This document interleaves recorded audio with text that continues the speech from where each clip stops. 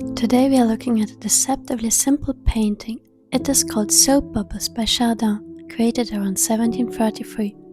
At first glance it might seem like a gentle, domestic scene, a young man blowing a soap bubble while a younger boy looks on, fascinated, but as with so much of Chardin's work, there's far more here than meets the eye.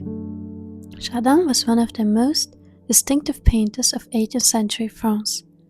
He lived and worked during the Rococo period, a time when most artists were painting lavish, mythological scenes, rich interiors, and the pleasures of aristocratic life. But Chardin turned his attention away from all that luxury. Instead, he focused on the ordinary.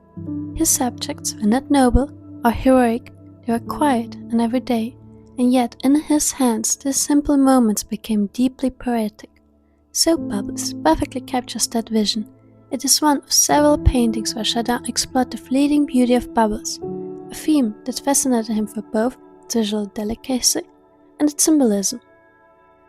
When you look closely, notice how Chardin structures the scene. The young man leans slightly forward, absorbed in his task, holding a pipe to his lips. Lights fall softly across his face and hand, illuminating the bubble that floats at the center. Beside him, a smaller boy peers upward, his expression a mix of curiosity and wonder. The background is dark, almost undistinct, creating a quiet, intimate stage for the figures. Chardin's use of light and shadow, what we call chiaroscuro, directs our eyes toward the fragile bubble, suspended between existence and disappearance. Chardin's brushwork is subtle, uncontrolled. Unlike many of his Rococo contemporaries, who favored decorative detail and swirling color, he preferred restraint.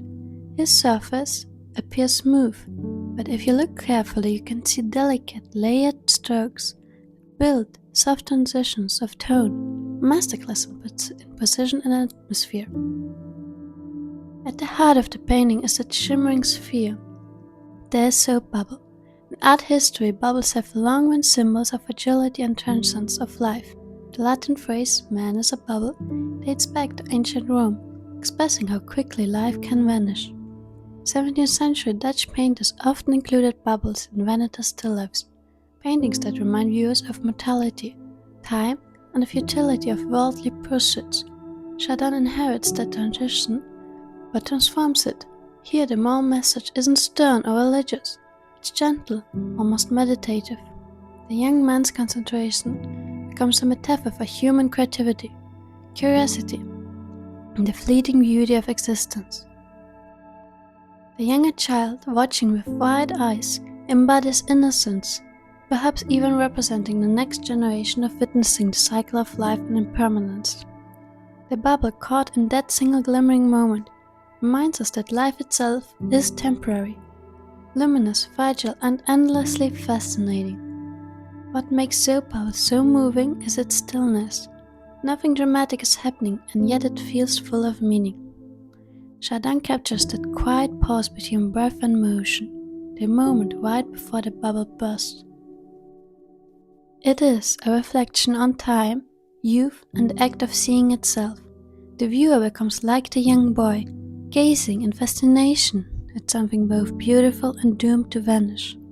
In this way, the painting invites us to slow down, to observe, to appreciate the fragile balance of the present moment. There's also an underlying tenderness, a human warmth that sets Chardin apart. He never mocks or idealizes his subjects. He paints them with quiet respect, as if saying that the small acts of everyday life contain their own kind of dignity and poetry. Soap bubbles may appear modest, but its influence has been profound. Later artists, from Edouard Manet to Paul Cézanne, admired Chardin for his sincerity and restraint. Diderot, the Enlightenment philosopher, once said of Chardin, "He paints things as they are seen and as they are felt." That's exactly what Soap Bubble achieves.